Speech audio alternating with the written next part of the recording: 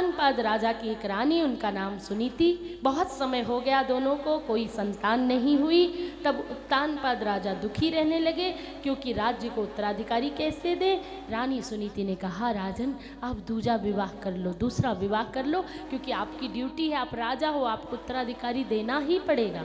तो अगर मुझसे संतान नहीं हुई तो दूसरा विवाह कर लो।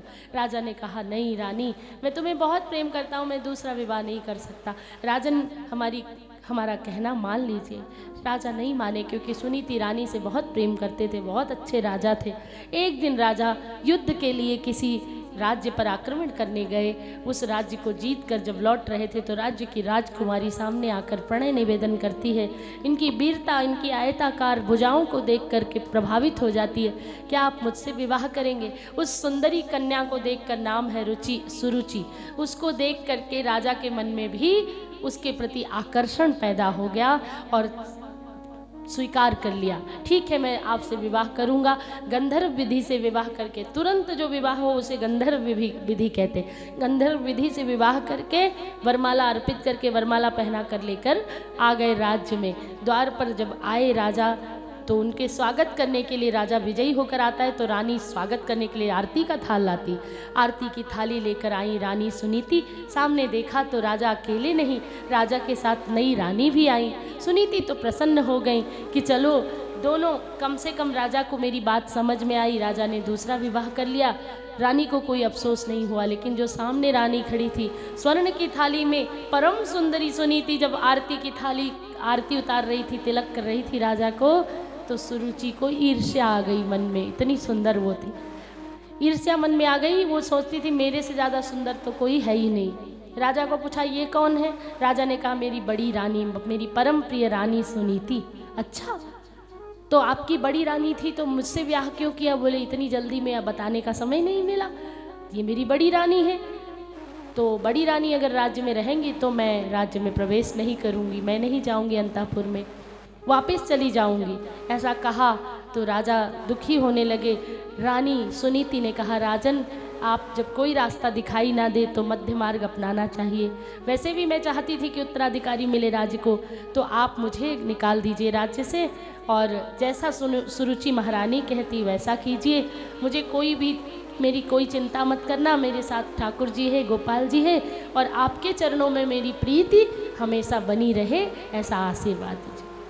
विवस्था में राजा ने सैनिकों को आदेश दिया। रानी को राज्य की सीमा से बाहर छोड़ने की बात कही थी सुरुचि ने। राज्य की सीमा से बाहर कोसों दूर बहुत बड़ा जंगल था। उस जंगल में सुरुचि महारानी घास फूस की कुटिया बनाकर रहने लगी। एक रानी किस प्रकार का जीवन, कठोर जीवन जीती है, और उसके बाद सुनीति महारानी वहाँ आराम से रहने लगी। वहाँ आसपास जो गुरुकुल थे उनमें जाकर भोजन बनाने का काम करती, लकड़ी लाने का काम करती, जो भी फूल इत्यादि लाने का, उससे जो भी भोजन मिलता उसे खाकर अपना गुजारा करती। सुरुचि रंग महल में, अंतःपुर में, राजमहल में रहने लगी। समय ने करवट ली, समय बीतता गया। एक दिन, बहुत दिनों के बाद राजा शिकार खेलने के लिए निकले। जब राजा उत्तानपाद शिकार खेलने के लिए निकले तो सैनिकों की कुछ छोटी सी टुकड़ी लेकर गए थे जंगल में। वो सैनिकों की टुकड़ी से बिछड़ गए, बिलग हो गए। राजा घोड़े की रास पकड़कर थके हारे भूखे प्यासे जंगल में भटकने लगे। रात के अंधेरे में रास्ता भी सूझ नहीं रहा है, तो भूख से व्याकुल होकर राजा ने देखा दूर कोई कुटिया में दीपक जल रहा है। उस दीपक की लौ के सहारे, अंधेरे में अगर छोटा सा दीपक भी जले तो दूर दिखाई देता है, उस दीपक की लौ के सहारे राजा सुनीति की कुटिया के पास पहुंच गए। द्वार खटखटाया तो सुनीति ने भीतर से झांक कर देखा, अरे ये तो मेरे प्रियतम, मेरे प्राणाधार, मेरे पति देव, मेरे स्वामी खड़े हैं। जल्दी से, शीघ्रता से द्वार खोल दिया। अगर कोई परपुरुष होता रात्रि में द्वार नहीं खोलती। द्वार खोला तो सामने पतिदेव खड़े थे। भीतर लेकर गई। जब राजा ने रानी को देखा, सुनीति रानी की छोटी सी झोपड़ी फूस की कुटिया देखी, राजा बहुत रोए। बोली, सुनीति ऐसे नहीं होगा, सुबह उठते ही सबसे पहले मैं तुम्हें राजमहल में ले जाऊंगा। मेरी रानी इतना कष्ट उठा रही है। बोले, नहीं राजन, किसने कहा कष्ट है? आपकी याद, आपकी स्मृतियाँ मेरे साथ है, कोई कष्ट में नहीं हूँ, मैं बिल्कुल ठीक हूँ। राज्य को कोई उत्तराधिकारी मिला क्या? बोली, उत्तराधिकारी तो अभी तक नहीं मिला। राजा को के लिए आज सुनीति महारानी ने राजा के चरण धुलाए। उच्च आसन पर बैठाया, पूजन किया, भोजन बनाया, अपने हाथों से भोजन कराया। राजा बहुत प्रसन्न हुए। इतने दिनों बाद राजा को पाकर सुनीति महारानी के संग ही राजा आज शयन करते हैं। आप देखिए, अगर कोई और रानी होती जिसको घर से बाहर निकाल दिया गया होता, क्या वह इतना स्वागत करती पति के आने पर? चरण धुलाए, अपने आंचल से पोंछ लिया। ये पतिव्रता स्त्री का लक्षण है कि पति कैसा भी हो, कुछ भी करे उसके साथ, कोई भी आपके साथ दुर्व्यवहार करे, परंतु आपको बार बार उसको ठीक होने का मौका देना चाहिए। लेकिन जब हद ही कर दे तो फिर दंड भी मिलना चाहिए। लेकिन यहाँ तो सुनीति महारानी अपनी इच्छा से आई थी, वो चाहती थी कि राज्य को उत्तराधिकारी मिले। राजा की उतनी इच्छा नहीं थी सुनीति को महल से निकालने की। तो यह स्थिति आज सुनीति महारानी, राजा सुखपूर्वक राजा रानी शयन करते हैं। समय बीता, समय ने करवट ली। इधर संतों, साधु संतों, ऋषि मुनियों का भोजन बनाने की सेवा, गुरुकुल में बालकों की सेवा करते करते, भजन करते करते, भजन के प्रभाव से भाग्य की रेखाएं बदली और सुनीति महारानी गर्भवती हो गई। समय बीता, 9 माह के बाद सुनीति महारानी ने एक दिव्य बालक को जन्म दिया। इतना सुंदर बालक, नाम रखा ध्रुव। क्या नाम रखा? ध्रुव। कुछ वर्षों के बाद सुरुचि महारानी ने भी एक पुत्र को जन्म दिया, उसका नाम रखा उत्तम। ध्रुव जी बड़े होने लगे। देखते देखते 5 वर्ष बीत गए। ऋषि कुमारों के साथ खेलते, पढ़ते, लिखते और एक दिन खेलते खेलते राजमहल पहुंच गए। राजमहल पहुंचे तो 4.5-5 वर्ष के ध्रुव जी, नन्हे से ध्रुव जी, वहां पर देखा राज सिंहासन पर एक दिव्य पुरुष बैठा हुआ है। ध्रुव जी को मन में अनुभूति हुई, अगर मेरे पिता होते तो बिल्कुल ऐसे होते, क्योंकि पहले फ़ोन कॉल इत्यादि नहीं था कि वीडियो से, स्नैप से बता दे कि तुम्हारा बेटा हुआ है।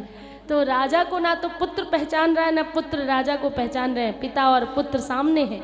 राजा ने जब ध्रुव को देखा, ऐसे तेजस्वी बालक को देखकर कहा, अगर मेरा और सुनीति का कोई पुत्र होता तो बिल्कुल ऐसा ही होता। मन में वत्सलता जाग उठी, पितृवत्सलता, और पुत्र के मन में पिता की बाहों में आने की व्याकुलता। अब नन्हे से ध्रुव जी सामने खड़े हो गए, सिंहासन पर बैठे राजा की गोद में जाने के लिए। एक बार पिता मुझे गोद में उठा ले। ऋषि कुमार कहते थे हमेशा कि हमारे पिता मिठाई लाते हैं, हमारे पिता खिलौने लाते हैं। तुम्हारे पिता कहाँ हैं? जो एकल मदर होती है, एकल माँ, उनको कितना सहना पड़ता है। पुत्र को कैसे कैसे समझाती थी, आपके पिता भगवान जैसे, आपके पिता पर बहुत जिम्मेदारियां हैं, कभी तो आपको आपके पिता के दर्शन होंगे। तो ध्रुव के मन में यही विचार था। ध्रुव को लगा मेरे पिता सामने हैं, पिता को लगा मेरा पुत्र सामने है, और दोनों का मिलन हुआ। ध्रुव जी को उठाने के लिए बाजुएं फैला दी। राजा गोद में लेना चाहते, ध्रुव गोद में आना चाहते। नन्ही नन्ही भुजाओं को पकड़कर गोद में बिठाने ही वाले थे कि रानी आ गई। सुरुचि ने पकड़कर हाथ ध्रुव का नीचे पटक दिया। जैसे गोद में चढ़ने वाले थे, नीचे पटक दिया। रे दुष्ट बालक, तुझे समझ में नहीं आता? ये राजा की गद्दी है, ये राज सिंहासन है। राजा की गोद में बैठने का स्वप्न देखता है? अगर तुझे राज दरबार में राज सिंहासन पर बैठने की इतनी ही इच्छा है तो जा नारायण की तपस्या कर, नारायण को प्रसन्न करके उनसे बदले में मौत मांग और मरकर मेरी कोख से जन्म ले, रानी सुरुचि की कोख से। सुरुचि का बेटा बन, तब तू राज सिंहासन पर बैठ पाएगा। निकल जा यहाँ से। नन्हे से ध्रुव के बाल मन पर बड़ा आघात लगा। छोटे बच्चों को कोई झकझोर देता है ना, वो उनको लगता है छोटा बच्चा है, लेकिन वो बच्चा कितना सोचता है, कितना उसको दुख पहुंचता है। रोते रोते सिसकते सिसकते ध्रुव जी वापस पहुँचे। जब वापस पहुँचे, माता ने पूछा, बेटा क्या हुआ? मेरा बेटा क्यों रो रहा है? किसी जंगली जानवर ने तुझे मारने की चेष्टा की? किसी ऋषि कुमार ने कुछ कह दिया? किसी ने ताना दे दिया? क्या हुआ? चुप ही नहीं हो रहे। ध्रुव जी रोए जा रहे, रोए जा रहे, सिसकियाँ बंध गई। माँ ने गोद में ले लिया, माथा चूम लिया, गले से लगा लिया। ध्रुव जी जब थोड़ा शांत हुए, पीठ थपथपाते हुए पूछा, बेटा बताओ क्या हुआ? तो ध्रुव जी ने सारी घटना बता दी। मैं राज दरबार गया था माँ, राजा की गोद में बैठना चाहता था। राजा के भीतर मुझे अपने पिता के दर्शन हुए। राजा भी मुझे गोद में लेना चाहते थे। उनकी आंखों में मेरे लिए करुणा थी, प्रेम था। लेकिन तभी रानी माँ आई और छोटी माँ ने, रानी माँ ने मेरा हाथ पकड़कर मुझे ज़मीन पर गिरा दिया और कहा, तुझे अगर मेरी इस राज सिंहासन पर बैठने का शौक़ है तो जा कर के नारायण की आराधना कर। माँ मुझे राज सिंहासन पे बैठना है, माँ मुझे राजा की गोद में बैठना है। रोने लगे। अब ध्रुव जी को क्या जवाब देती। ध्रुव जी को गोद में लेकर रानी ने समझाना शुरू किया, बेटा वो सच कहती है, तेरी रानी माँ ने बिल्कुल सच कहा है। तू तो दासी का पुत्र है, मैं रानी नहीं हूँ, मैं तो उनके चरणों की दासी हूँ, मैं तो उनके चरणों की अनुरागिनी हूँ। तो अगर तुझे राज सिंहासन पे बैठना है तो तेरी रानी माँ ने सही कहा है, नारायण की आराधना कर, क्योंकि इस जगत में जो जीव जन्मा है उसका कल्याण तभी है, उसको उच्च आसन तभी मिलेगा जब वो नारायण की आराधना करेगा। तो तू नारायण की आराधना कर मेरे बेटे, तभी तुझे सत्य का ज्ञान होगा। और इस जगत के सारे राज सिंहासन उस राज सिंहासन से छोटे हैं जो जगत का राजा है। तुझे अगर बैठना ही है तो जगत के राजा की गोद में बैठना मेरे बेटे, मेरा पुत्र, ऐसे ऐसे मेरा वीर पुत्र है तू, ऐसे हिम्मत मत हार, तुझे तप करना होगा। माँ ने ये सुंदर ज्ञान दिया तो ध्रुव जी के नन्हे मन पर बड़ा असर हुआ और ध्रुव जी कहते हैं, जननी जने तो भक्त जन की दाता की सूर, नहीं तो फिर क्वारी भली व्यथा गवावे नूर। जननी जने तो भक्त जन की दाता की सूर। कहने लगे ध्रुव जी कि माँ मैं तो तप करने के लिए जाऊँगा और अपने ईश्वर को जरूर प्राप्त करूँगा।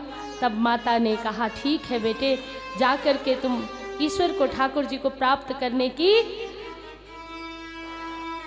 चेष्टा करो। और तब ठाकुर जी को प्राप्त करने के लिए भगवान चल पड़े और नारायण की आराधना करने के लिए जब चले तो देखते देखते जंगल के बीच में पहुंच गए। माँ को प्रणाम किया। माँ जब सो गई तो ध्रुव जी चल पड़े। 5 साल के ध्रुव जी हैं। नन्हे बालकों का मन बहुत साफ होता है। बच्चों की तुम आँख में देखो दे के ध्यान, अंदर से दिख जाएगा झांक रहा भगवान।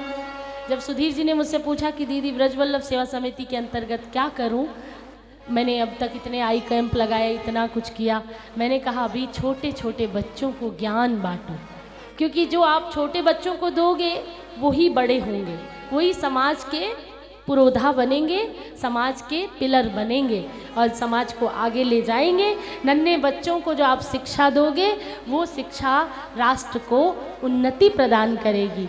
तो कोई भी सेवा समिति हो, कोई भी सेवा कार्य करने वाला हो, बच्चे और माँ अगर इन दोनों को ठीक कर लिया किसी राष्ट्र ने तो पूरा राष्ट्र ठीक हो जाएगा, क्योंकि माँ इस देश की जड़ है। इस समाज रूपी पेड़ की जो जड़ है वो माँ है और जो तना है, जो उन्नत शाखाएं हैं वो बच्चे हैं। तो जड़ अगर ठीक होगी तो पेड़ भी ठीक होगा, पूरा समाज ठीक होगा। जो जड़ में पानी तो नहीं डालते हम, तने और पत्ते को सींचते रहते हैं। माँ इस देश की धुरी है, माँ इस देश की टकसाल है और माँ जैसी चाहे वैसी संतान को गढ़ सकती है। इसका उदाहरण है ध्रुव जी। कुटिया में रहकर भी ध्रुव जी को कितना स्वाभिमानी और कितना ज्ञानी बना दिया सुनीति माता ने। ध्रुव जी तप करने के लिए निकल पड़े। रास्ते में देवर्षि नारद जी आए, देखूं तो सही ये पूरा पका फल है कि नहीं, कच्चा तो नहीं है, ऐसे ही माँ के कहने पे निकल आया फिर छोड़ के चला जाए, कैसा साधक है। परीक्षा लेने के लिए देवर्षि नारद जी आए। ध्रुव को कहा, बालक तुम्हें यहाँ शेर चीते खा जाएंगे, तुम वापिस जाओ, तुम्हारी माँ ढूंढ रही होगी। नहीं देवर्षि, मेरी माँ ने आज्ञा दी है, मैं माँ की आज्ञा लेकर आया हूँ। और यहाँ के वन के जीव, बाघ, चीता, शेर, ये सब मुझे नहीं खाएंगे। क्यों? क्योंकि इन सब में मेरे नारायण बसते हैं। जीव में, पशुओं में भी नारायण, पक्षियों में भी नारायण, मुझ में भी नारायण। तो नारायण को देखकर ये सब मेरा कुछ भी नहीं बिगाड़ेंगे। तो नारायण का स्वरूप कैसा है, नारायण का मंत्र क्या है, कैसे नारायण को पाओगे? बोले देवर्षि, इसके लिए तो आप ही कुछ उपाय बताएं। बोले बिना गुरु के ज्ञान नहीं मिलता, बिना गुरु मंत्र के भगवान नहीं मिलते, तो गुरु तो होना चाहिए। देवर्षि के चरण पकड़ लिए ध्रुव जी ने, आपसे बड़ा गुरु कौन होगा, तीनों लोकों में जो जा सकते हैं, हे देवर्षि आप ही मुझे गुरु मंत्र दे दीजिए। अब आए थे तब परीक्षा लेने के लिए और खुद ही फंस गए देवर्षि। कहने लगे अब तो बताना ही पड़ेगा, इस बालक की निष्ठा देखकर, जिद देख करके, सत्य निष्ठा देख करके, लगन देख करके ध्रुव जी को मंत्र दे दिया। क्या मंत्र दिया बच्चों, सुनो, दोहराना तुम। बोलो ओम नमो भगवते वासुदेवाय, ओम नमो भगवते वासुदेवाय। अब ये देखिए इतने नन्हे नन्हे प्यारे प्यारे बच्चे, इनके लिए बढ़िया गुरुकुल बने, विद्यालय बने, सब पढ़ें, अच्छे से अध्ययन करें। हाँ, भगवान नारायण का स्वरूप कैसा है, नीले रंग के हैं, हल्के नीले रंग के, जैसे बादल छाए हो ऐसे रंग के, और मंद मंद मुस्कुराते हुए, कमर से एड़ी तक लहराता पीतांबर, धोती पहन रखी है, पीली धोती पीतांबरी कसी है, कमर में करधनी, पैरों में पैंजनियाँ, और सुंदर चरण है मेरे प्रभु के। वनमाला, बड़ी ही सुंदर बैजंती माला पहन रखी है, और भगवान नारायण के 4 हाथ हैं। हम लोग के कितने हाथ हैं, 2। भगवान नारायण के कितने हाथ, 4। एक हाथ में कमल का फूल, एक हाथ में चक्र, एक हाथ में गदा, और एक हाथ में चक्र शंख, एक हाथ में शंख धारण किया है, शंख चक्र गदा और पद्म। भगवान विष्णु का ये स्वरूप बताया, बड़े बड़े नेत्र हैं, कल भी मैंने बताया था, सुंदर मंद मंद मुस्कुराते हैं, घुंघराले बाल हैं, बड़ी सुंदर अलकावली है, माथा बड़ा उन्नत है, उनकी जो भवें हैं वह कमान जैसी, धनुष जैसी हैं, सुंदर कस्तूरी तिलक लगाए हुए हैं, लाल लाल अधर बिंबा फल की तरह अधर हैं, होठ हैं भगवान के, और बड़ा ही दिव्य कपोल है, बड़ी सुंदर ग्रीवा है भगवान की, और बहुत ही सुंदर भगवान के गाल हैं। ऐसे मेरे प्रभु लंबी लंबी भुजाओं वाले, मंद मंद मुस्कुराते हुए, ऐसे नारायण का ध्यान करो। और फिर कौन से मंत्र का जाप किया, ओम नमो भगवते वासुदेवाय। देवर्षि नारद जी ने मंत्र दे दिया, एक चरण पर खड़े होकर ध्रुव जी ने जाप किया मंत्र का, मंत्र को सिद्ध कर लिया। 1 महीने तक फल खा करके मंत्र जाप किया, थोड़ा सा फल खाते, फिर 2 दिन बाद फल खाते, 2 दिन छोड़ करके, फिर 5 दिन बाद कुछ खाते, फिर 12 दिन बाद कुछ खाते, ऐसे करके व्रत किया। दूसरे महीने फल का भी त्याग कर दिया, सिर्फ कंदमूल, औषधि, जड़ें, पत्ते इत्यादि खा करके भजन किया। उसके बाद उसका भी त्याग कर दिया। फिर तीसरे चौथे महीने में जल पी करके भजन किया, फिर जल का भी त्याग कर दिया।